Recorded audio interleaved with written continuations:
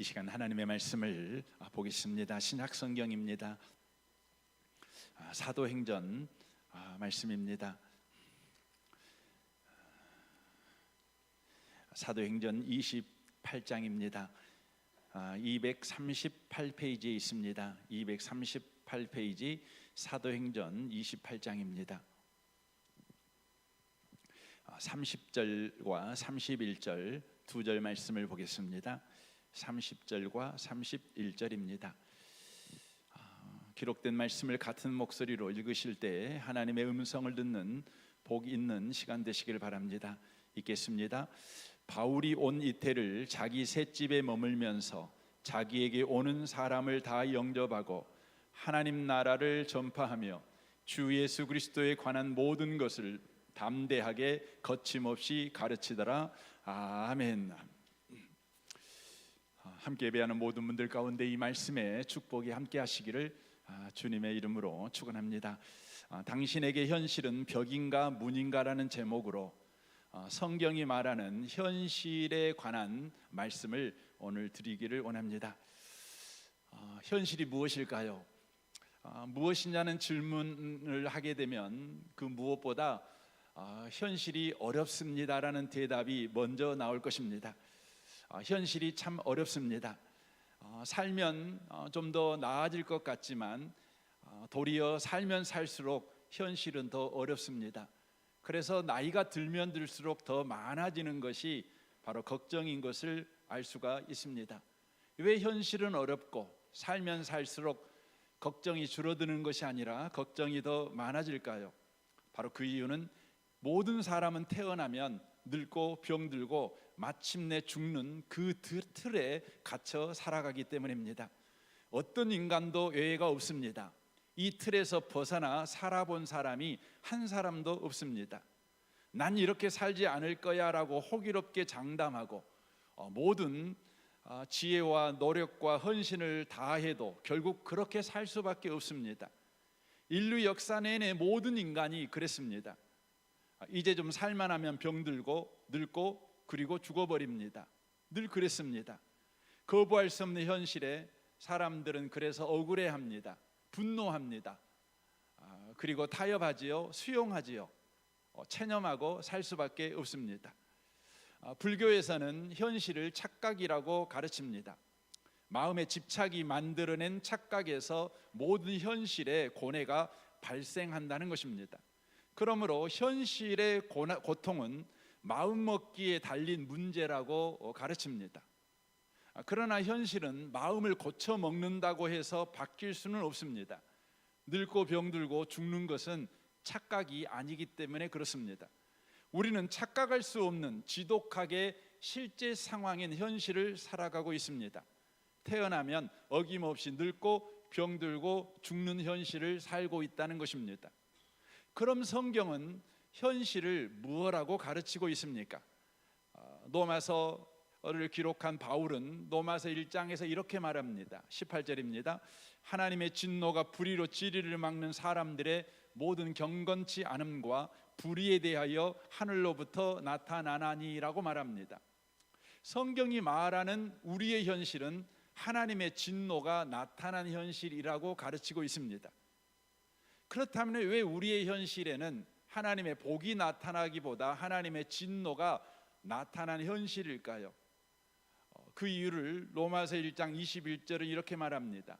하나님을 알되 하나님을 영화롭게도 아니하며 감사하지도 아니하고 오히려 그 생각이 허망해지며 미련한 마음이 어두워졌나니 스스로 지혜 있다 하나 어리석게 되어 썩어지지 아니하는 하나님의 영광을 썩어질 사람과 새와 짐승과 기어다니는 동물 모양의 우상으로 바꾸었느니라 라고 말씀합니다.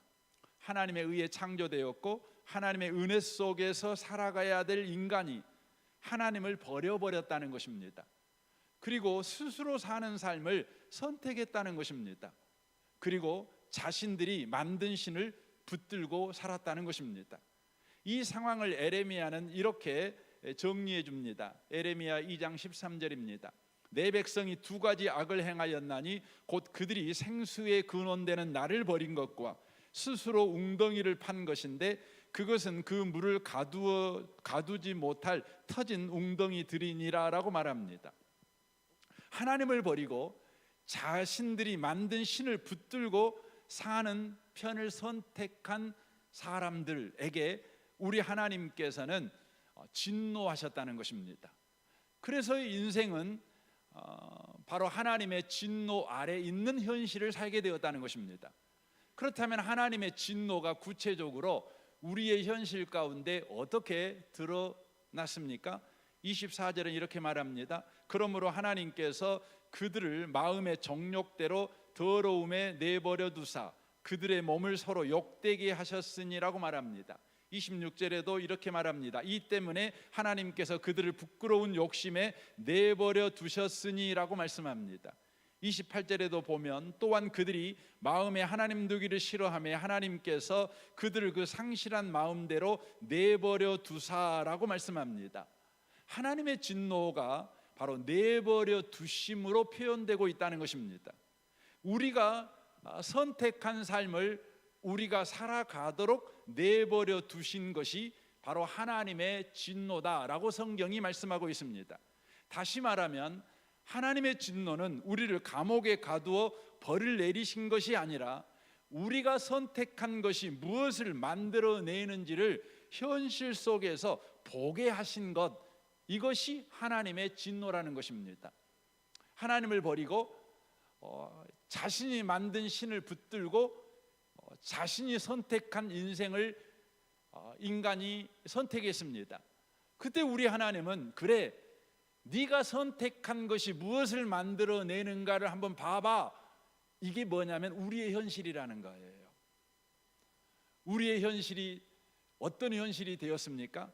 로마서 1장 28절은 이렇게 말합니다. 메시지 성경으로 읽겠습니다. 그들이 하나님이 인정하기를 귀찮아하자 하나님도 그들에게 간섭하기를 그만두시고 제멋대로 살도록 내버려 두셨습니다. 그러자 그야말로 지옥판이 벌어졌습니다. 악이 들끓고 욕망의 아수라장이 벌어지고 악독한 중상모략이 판을 쳤습니다. 시기와 무자비와 살인과 언쟁과 속임수로 그들은 이 땅의 삶을 지옥으로 만들어 버렸습니다. 그들을 보십시오.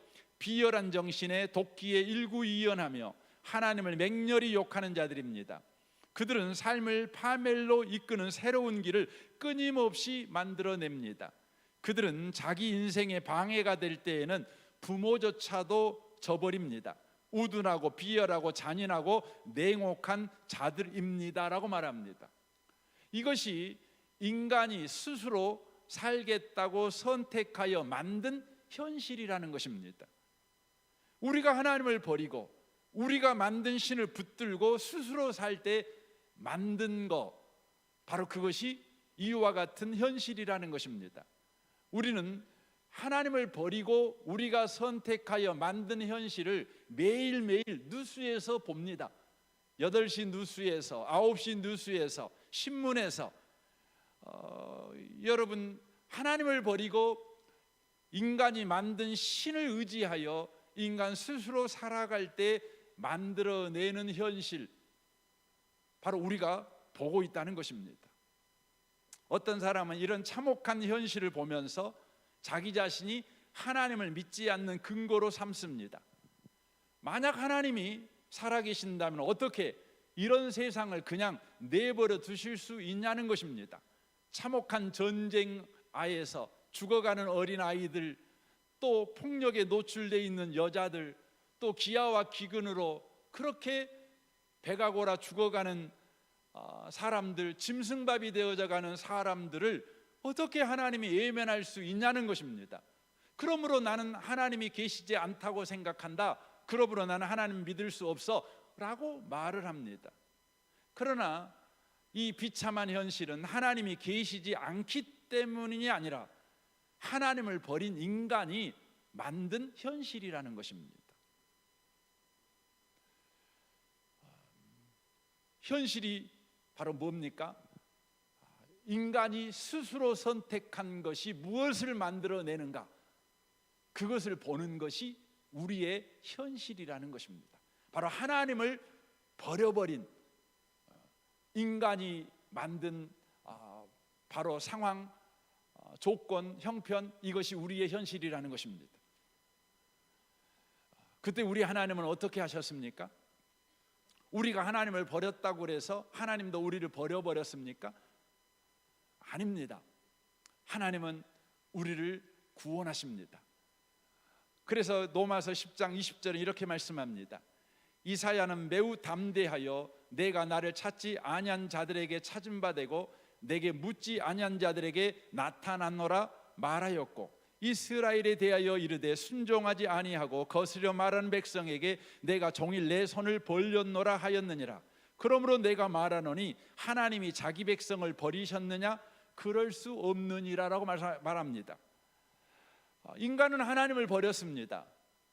그리고는 인간이 하나님을 버리고 선택한 삶이 무엇인가를 보는 현실을 우리는 살고 있습니다. 그곳에서 우리는 아우성치지요. 그곳에서 우리는 절망하지요. 그곳에서 우리는 억울해합니다. 그런 인생을 우리 하나님은 내버려 두지 아니하시고 구원하십니다. 어떻게 구원하십니까? 요한복음 1장 14절을 보십시오. 말씀이 육신이 되어 우리 가운데 거하심에 우리가 그의 영광을 보니 아버지의 독생자의 영광이요 은혜와 진리가 충만하더라라고 말씀합니다. 우리 하나님이 우리를 구원하시는데 어떻게 구원하냐면 말씀이 육신이 되는 방법으로 우리를 구원하셨습니다. 말씀이 육신이 되시는 방법으로 우리를 구원하셨다는 것입니다. 하나님을 버려 우리가 만들어낸 현실 속에서 아우성치며 살아가는 우리를 구원하시는 방법이 말씀이 육신이 되는 방법으로 우리를 구원하셨다는 것입니다. 그러면 말씀이 육신이 되는 방법으로 우리를 구원하셨다는 말이 어떤 말입니까? 이사야는 이 부분을 이렇게 자세하게 설명합니다. 이사야 53장 2절입니다. 그는 주 앞에서 자라나기를 연한 순 같고 마른 땅에서 나온 뿌리 같아서 고운 모양도 없고 풍채도 없은즉 우리가 보기에 흠모할 만한 아름다운 것이 없도다. 그는 멸시를 받아 사람들에게 버림을 받으며 강고를 많이 겪었으며 질고를 아는 자라. 마치 사람들이 그에게 얼굴을 가린 것 같이 멸시를 당하였고 우리도 그를 귀히 여기지 아니하였도다. 그는 실로 우리의 질고를 지고 우리의 슬픔을 당하였거늘 우리는 생각하기를 그는 징벌을 받아서 하나님에게 맞으며 고난을 당한다 하였노라. 그가 찔림은 우리의 허물 때문이요 그가 상함은 우리의 죄악 때문이라. 그가 징계를 받음으로 우리는 평화를 누리고 그가 채찍에 맞음으로 우리는 나음을 받았도다라고 말씀합니다. 말씀이 육신이 되는 방식으로 우리를 구원하셨다는 것은 우리가 당하는 그 비참하고 참혹한 현실을 당하심으로 친히 겪으심으로 우리를 구원하셨다는 것입니다. 우리의 비참하고 참혹한 현실 속에 뛰어들어오셔서 우리가 만든 그 비참한 현실을 다 당하셨어요. 멸시를 당하셨지요. 강고를 많이 겪었지요. 무시를 당했지요. 채찍에 맞지요. 십자가를 지지요. 끝내는 십자가의 양손이 못이 박히지요. 머리에 가시관 쓰지요. 옷은 벗겨서 부끄러움을 당하지요. 마침내 바로 그곳에서 죽으셨습니다. 바로 비참하고 참혹한 우리의 현실을 고스란히 당하심으로 우리를 구원하셨습니다. 우리는 보통 비참한 상황 가운데 빠져 있는 사람을 이런 방식으로 구원하지 않을까라는 기대를 합니다. 그 방식은 뭡니까? 비참한 현실에서 아우성거리고 있는 우리에게 갑자기 하늘에서 능하신 하나님의 손이 쭉 나와서 그 비참한 현실에서 우리를 잡아서 하늘로 끌어올려 버리는 방식으로 하나님은 우리를 구원하셔야 되지 않습니까? 이렇게 생각을 합니다. 그런데 하나님이 우리를 구원하시는 방법은 우리의 비참한 현실에 뛰어들어 오셔서 고스란히 그 비참한 현실을 다 당하시는 겁니다. 세상은 이것을 받아들이지 못하지요. 그래서 고린도전서 1장 22절에 이렇게 말합니다. 유대인은 표적을 구하고 헬라인은 지혜를 찾으나 우리는 십자가에 못 박힌 그리스도를 전하니 유대인에게는 거리끼는 것이요 이방인에게는 미련한 것이로되 오직 부르심을 받은 자들에게는 유대인이나 헬라인이나 그리스도는 하나님의 능력이요 하나님의 지혜니라라고 말합니다. 어떻게 비참한 현실 속에 뛰어들어와 그 비참한 현실을 다 당하는 방식으로 구원이 일어날 수 있냐는 것이지요.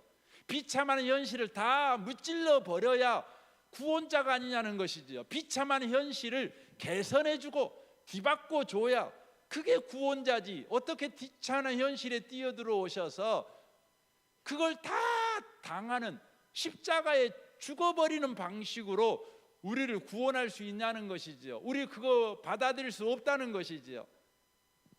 하지만 구원받은 저와 여러분은 그것이 하나님의 능력이며 하나님의 지혜라고 받아들입니다. 그 방법으로 저와 여러분을 구원하셨다, 그렇게 받아들이는 것입니다. 예수가 우리를 구원하시는 방법은 말씀이 육신이 되시는 성육신의 방법입니다. 예수 그리스도가 참혹한 십자가에서 고난을 받고 죽으심으로 영광스러운 구원을 만들어내셨다는 것입니다. 이 예수님의 구원은 비참한 현실을 없애버리는 것이 아니라 그 비참한 현실이 맺는 열매를 바꾸어 버리는 방식의 구원이었다는 것입니다. 그래서 로마서 6장 21절은 이렇게 말씀합니다. 너희가 그때 무슨 열매를 얻었느냐? 이제는 너희가 그 일을 부끄러워하나니 이는 그 마지막이 사망임이라. 그러나 이제는 너희가 죄로부터 해방되고 하나님께 종이 되어 거룩함에 이르는 열매를 맺었으니 그 마지막은 영생이라. 죄의 싹은 사망이요 하나님의 은사는 그리스도 예수 우리 주 안에 있는 영생이니라라고 말씀합니다. 우리가 예수 밖에 있었을 때는 우리가 겪는 열매의 마지막은 사망입니다. 태어났다면 늙고 병들고 마침내 죽는 것입니다. 궁극적으로 인생은 그래서 비극입니다. 허무입니다. 그러나 예수 안에 있는 사람에게는 현실의 마지막이 뭡니까? 영생입니다. 거룩에 이르는 열매입니다.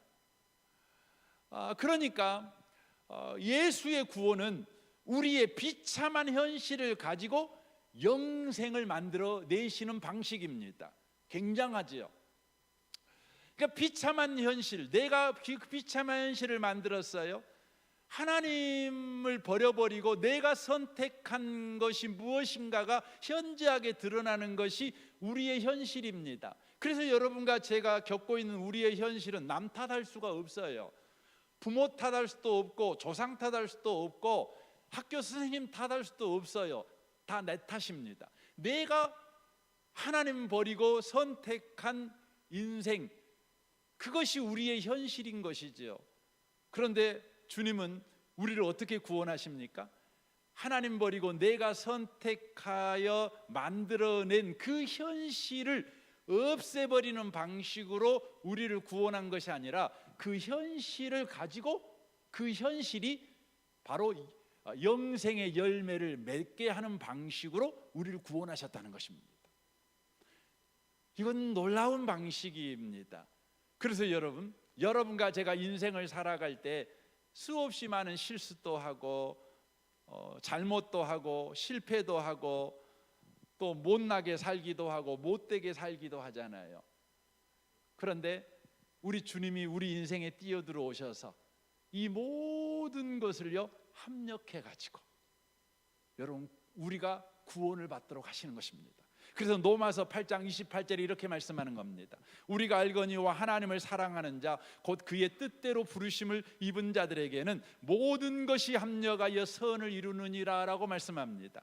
하나님이 미리 하신 자들을 또한 그 아들의 형상을 본받게 하기 위하여 미리 정하셨으니 이는 그로 많은 형제 중에서 맏아들이 되게 하려 하심이라. 또 미리 정하신 그들을 또한 부르시고 부르신 그들을 또한 의롭다 하시고 의롭다 하신 그들을 또한 영화롭게 하셨느니라 라고 말씀합니다.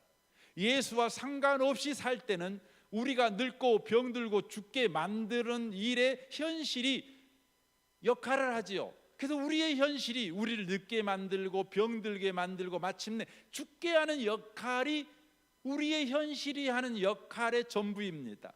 그러나 우리가 예수님을 믿게 되었습니다. 예수 안에 살게 되었습니다. 그러자 현실의 역할이 바뀌어져 버린 것입니다. 우리의 현실이 다만 우리를 늙고 병들고 죽게 만드는 것이 아니라 우리가 하나님의 자녀로 선택받고 부르심받고 의롭게 되고 영화롭게 되는 일에 구체적이고 실제적인 무대로 사용된다는 것입니다. 우리가 늙고 병들고 죽는 그 일마저도 우리가 선택받고 부르심받고 의롭게 되고 영화롭게 되는 일에 놀랍게 협력한다는 것입니다. 그래서 여러분과 저의 어리석음 때문에, 여러분과 저의 미련함 때문에 우리가 선택하여 만든 우리의 인생이 내가 예수 안에 들어가자 그것이 다만 우리를 지옥 가게 만들고 저주받게 만들고 우리를 망하게 만드는 결과를 가져오는 것이 아니라 예수가 개입하자 우리의 못남이 만들어낸 현실이 도리어 우리에게 유용하게 쓰여진다는 것입니다. 마침내 우리는 죽지요. 왜 인간이 죽습니까? 죄 때문에 죽는 거 아닙니까? 죄의 싹은 사망이에요. 이건 하나님이 우리한테 벌레를 해서 죽는 것이 아니라 내가 하나님을 버린 편을 선택하니까 내가의 죽음이라는 현실이 나타난 거예요. 그런데요, 죽음이라는 현실을 만든 내가 예수에게 딱 속하니까 내가 만든 그 죽음이요, 나를 영원히 죽음의 자리에 있게 하지 못해요. 죽음이 새로운 역할을 해요. 어떤 역할을 합니까? 고린도전서 15장 51절을 보십시오. 보라, 내가 너희에게 비밀을 말하노니 우리가 다 잠잘 것이 아니요 마지막 나팔에 순식간에 호련히 다 변화되리니 나팔 소리가 나매 죽은 자들이 썩지 아니할 것으로 다시 살아나고 우리도 변화되리라.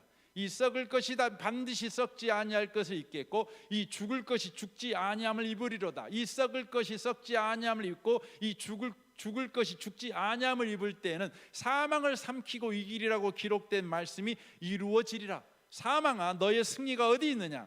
사망아, 네가 쏘는 것이 어디 있느냐?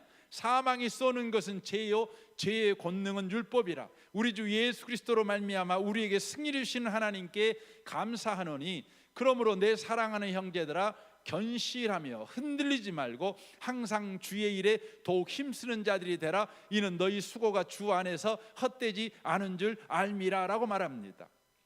우리는 늘 죽음의 두려움을 가지고 삽니다. 죽으면 모든 것이 끝이라는 공포 때문에 그렇습니다. 그래서 주눅 들고 체념하여 인생을 사는 것입니다. 그러나 내가 만든 죽음, 내가 선택한 죽음의 현실, 어떻게 할 수가 없어요. 우리는 주눅 들어 살 수밖에 없고 죽음이 시시각각 우리에게 몰려올 때에 나는 죽지 않아 마인드로 컨트롤을 하는 것이 답니다. 어떤 사람은 죽음이 내게 오는 현실을 회피하기 위해서 장례식 근처도 안 갑니다. 장의차 보는 것을 재수없게 생각합니다. 엘리베이터 살 때에 4층 안 누릅니다. 이런 방식으로 죽음을 회피해 봅니다. 어떤 사람은 죽음을 망각하려고 각종 중독에 걸리기도 합니다. 게임 중독에 걸리기도 하고 약 중독에 걸리기도 하고, 어떤 사람들은 매 주마다 그냥 배낭 메고 등산 갑니다. 아니면 놀러 갑니다. 내재 생활로 자기의 이 불안한 이 공포심을 잊어먹어 버리려고 애를 씁니다. 이게 인생의 전부이지요. 그런데 우리에게 죽음이 오는 건 엄연한 현실이지요. 부정할 수 없는 현실이지요. 우리에게 답이 없지요. 그런데 예수에게 답이 있습니다. 예수는 어떻게 하셨습니까? 그 죽음을 삼켜버렸습니다. 성경이 그렇게 표현합니다. 다시 한번 4절을 좀 보겠습니다. 이 썩을 것이 썩지 않을 입고 이 죽을 것이 죽지 아니함을 입을 때는 사망을 삼키고 이 길이라고 기록된 말씀이 이루어지리라라고 말합니다. 예수님은 죽음을 삼키심으로 우리를 죽음에서 구원하십니다. 여러분, 삼켰다는 말은 어떤 의미입니까? 죽음을 없애버렸다는 것이 아니라 죽음을 가지고 새로운 생명을 만들어낸 것을 의미하는 것입니다. 여러분, 삼켰다는 건 우리가 금방 알 수 있죠. 밥을 삼키잖아요. 우리는 분명히 밥을 삼켰어요. 그런데 이 밥이 우리 몸에 들어가면 새로운 역할을 하지요. 무슨 역할을 합니까? 내 몸에 여전히 밥으로 존재하는 것이 아니라 에너지로 바뀌어 힘나게 만드는 겁니다. 그래서 밥 먹으면 힘나는 겁니다. 밥이 힘입니까? 아니죠. 밥을 삼키니까. 밥은 그대로 두면 여러분 부패해 버립니다. 그런데 밥을 삼키니까 그 밥이 내게 힘이 되는 거지요.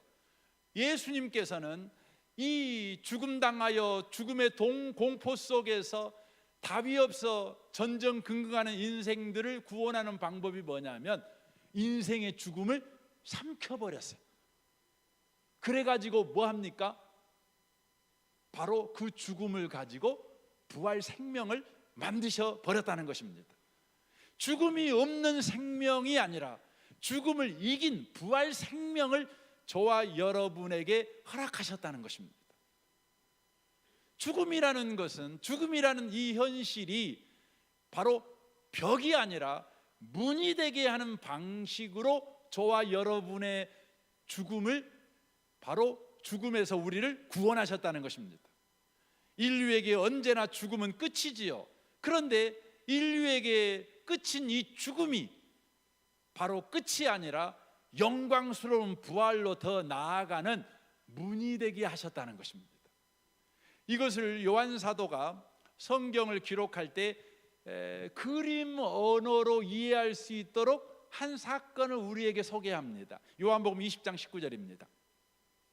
이날 곧 안식 후 첫날 저녁 때에 제자들이 유대인들을 두려워하여 모인 곳에 문을 닫았더니 예수께서 오사 가운데 서서 이르시되 너희에게 평강이 있을지어다 라고 말합니다.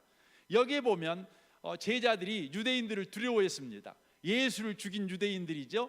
그러니까 제자들도 죽음의 공포 때문에 그들이 들어간 문을 닫아버렸습니다. 우리 성경에는 닫았다고 표현하지만 원문에는 이 닫았다는 표현이 뭐냐면 폐쇄해버렸다는 표현입니다. 그러니까 문의 기능을 못하도록 벽을 만들어버렸다는 것입니다. 그래서 들어가도 못하고 나가도 못하게 만들어버린 것입니다. 죽음의 공포 때문에 삶이 지금 벽으로 둘러싸버린 형국이 되어버린 것입니다. 바로 죽음이 벽이 되어버린 것입니다. 그런데 놀라운 일이 일어납니다. 죽음의 벽, 제자들이 만든 죽음의 벽, 그 벽을 뚫고 예수님이 들어오십니다. 그리고는 뭐라고 말합니까? 너에게 평강이 있을지어다 라고 말합니다. 히브리어로 뭡니까? 샬롬 하고 말하는 것입니다. 죽음의 벽을 뚫고 들어오신 부활의 주님이 샬롬을 외칩니다. 이게 예수의 구원입니다. 너희에게 평강이 있을지어다. 죽음은 벽이 아니라 문이다. 내가 죽음을 삼킴으로 이제 죽음은 너희들의 벽이 아니라 부활로 나아가는 문이 되어버렸다. 너희도 이 부활의 영광에 참여하라. 샬롬, 이렇게 말하는 것입니다. 인사는 뭡니까? 초청하는 것입니다. 초대하는 것입니다. 부활의 영광에 들어와라. 죽음이 문이 된 삶에 들어와라. 부활로 나아가라. 이렇게 초대하시는 것입니다. 이 아침에 오신 복 있는 성도 여러분, 우리가 만든 현실, 하나님 버려서 만들어낸 현실, 그 현실 비참한 현실이지요. 아우성을 칠 수밖에 없는 현실이지요. 밤새고 염려하고 답을 얻기 위해서 애쓰지만 실타래 같이 얽혀버린 게 우리의 현실 아닙니까? 어디서 시작해야 될지를 알 수가 없는 게 우리의 현실, 우리가 망가뜨린 우리 인생입니다. 그런데 우리 주님은 그 인생을 불쌍히 여기셔서 우리를 구원하십니다. 어떻게 해요? 말씀이 육신이 되어서 우리의 현실에 뛰어들어 오셔서 우리의 현실을 당하심으로 우리를 구원하십니다. 우리의 현실을 삼켜버리심으로 우리를 구원하십니다. 그래서 예수 안에 있는 사람들은 죽음을 삼키셔서 주님이 만드신 부활, 그 구원에 참여할 수 있게 되는 것입니다. 저는 이 아침에 오신 여러분들이 그 부활의 영광, 주님이 만드신 구원에 참여하는 분들이 꼭 되시기를 바랍니다. 어떻게 참여합니까? 골로새서 2장 11절은 우리에게 이렇게 말씀합니다. 메시지 성경으로 보겠습니다. 여러분이 무언가를 깨닫거나 성취해야 그분의 충만하심에 들어가는 것이 아닙니다. 할례를 받거나 장황한 율법 조문을 준수한다고 되는 것도 아닙니다. 여러분은 이미 그분의 충만하심을 경험한 사람들입니다. 그것은 비밀스러운 입회 의식을 통해 이루어지는 것이 아니라 그리스도께서 여러분을 위해 이미 행하신 일, 곧 죄의 권세를 멸하신 일을 통해 이루어진 것입니다 라고 말합니다. 어떻게 죽음을 문으로 삼고 영광스러운 부활로 나아가는 삶을 살아갈 수 있는가? 우리의 비참한 현실을 문으로 삼아 영광스러운 현실로 나아갈 수 있는가? 그 방식은 그리스도께서 우리를 위해 이미 행하신 일을 받아들이는 겁니다. 받아들이는 것입니다. 이게 뭡니까? 믿음이라는 것이죠. 믿음은 구원받는 방법이 아니라 구원에 참여하는 방법입니다. 구원을 누리는 방식입니다. 구원은 오직 예수로만 이루어집니다. 예수로 이루어진 그 구원에 저와 여러분이 경험하며 참여하는 방식은 예수가 하신 그 일을 저와 여러분이 받아들이는 것입니다. 그래서 로마서 8장 4절은 이렇게 말합니다. 우리가 한층 더 노력해서가 아니라 오직 성령께서 우리 안에 행하시고 계신 일을 우리가 받아들임으로써 그렇게 된 것입니다 라고 말합니다. 기독교 신앙은 하나님을 위해 무언가를 하는 것보다 본질적으로 더 중요한 것이 있는데, 그것은 하나님이 우리를 위해 하신 일을 받아들이는 것입니다. 그때 우리는 바로 영광스러운 바로 삶에 참여하게 되는 것이죠. 우리 예수께서 삼켜버린 그 현실을 가지고 만들어내신 그 구원에 우리가 참여할 수 있게 된다고 하는 것입니다. 초대교회 성도들은 참으로 비참한 현실을 살았습니다. 그러나 그들은 계속해서 예수가 하신 일을 받아들이는 삶을 살아감으로 말미암아 넉넉하게 이기는 인생을 살아낼 수가 있었습니다. 그들은 계속해서 자신들의 삶에서 예수가 하신 일을 받아들이는 삶을 살아가기 위해서 이런 삶의 방식을 가지고 있었습니다. 어떤 삶의 방식일까요? 사도행전 5장 41절입니다. 사도들은 그 이름을 위하여 능욕받는 일에 합당한 자로 여기심을 기뻐하면서 공회 앞을 떠나니라. 그들이 날마다 성전에 있든지 집에 있든지 예수는 그리스도라고 가르치기와 전도하기를 그치지 아니하니라라고 말합니다. 사도들은 능욕받는 일을 기쁘게 생각했습니다. 멸시받는 걸 기쁘게 생각했습니다. 왜입니까? 멸시가 사망으로 끝나는 것이 아니고 능욕이 사망으로 끝나는 것이 아니라 예수가 우리의 멸시와 능욕을 삼켜서 영광스러운 인생, 거룩에 이르는 열매를 만들어내셨다는 걸 그들이 알았기 때문에 그렇습니다. 이것을 이해해서 그들은 계속해서 예수가 하신 일을 삶에서 받아들이는 겁니다. 이를 위해 뭘 한 것입니까?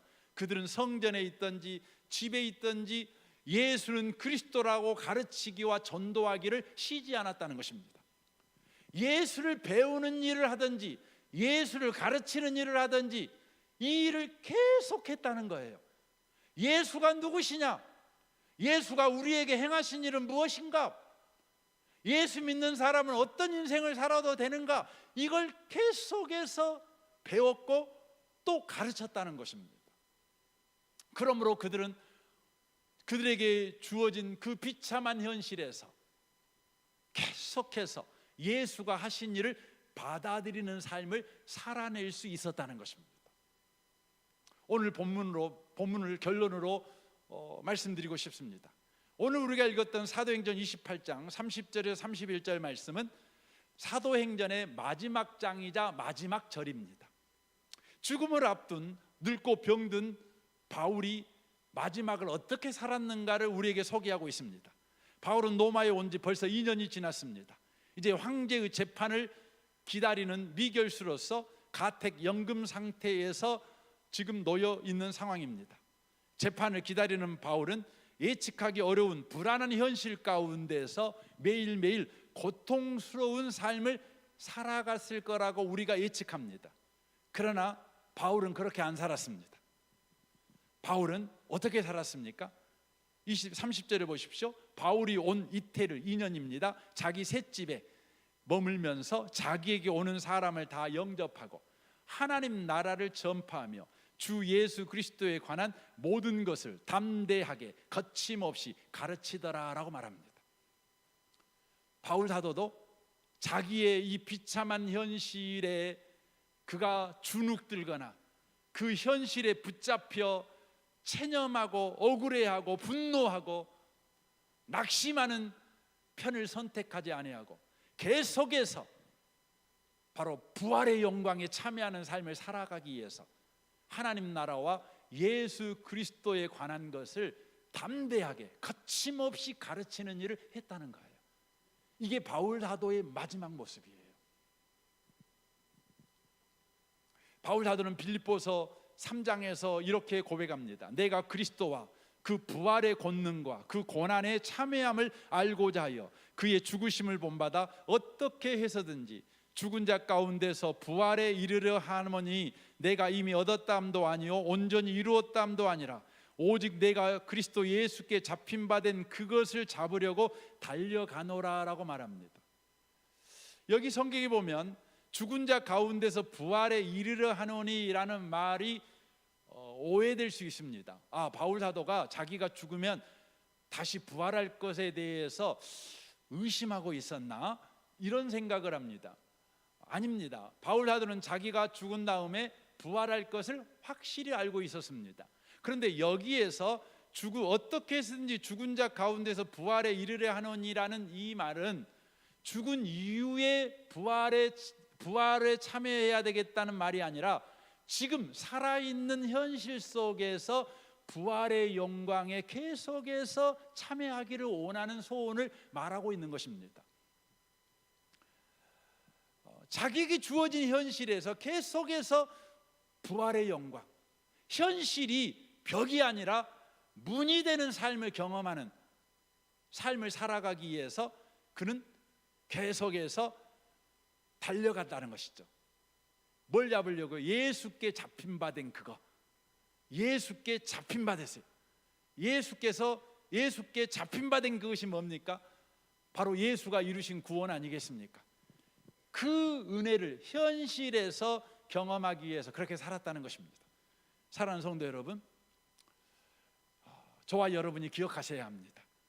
이제 예수가 하신 일을 우리가 어떤 현실을 살더라도 받아들이는 삶을 계속해서 살아가셔야 합니다. 이를 위해서 여러분과 제가 예수 그리스도를 계속해서 배우는 삶, 가르치는 삶을 살아가셔야 한다는 겁니다. 바울이 그랬다는 것입니다.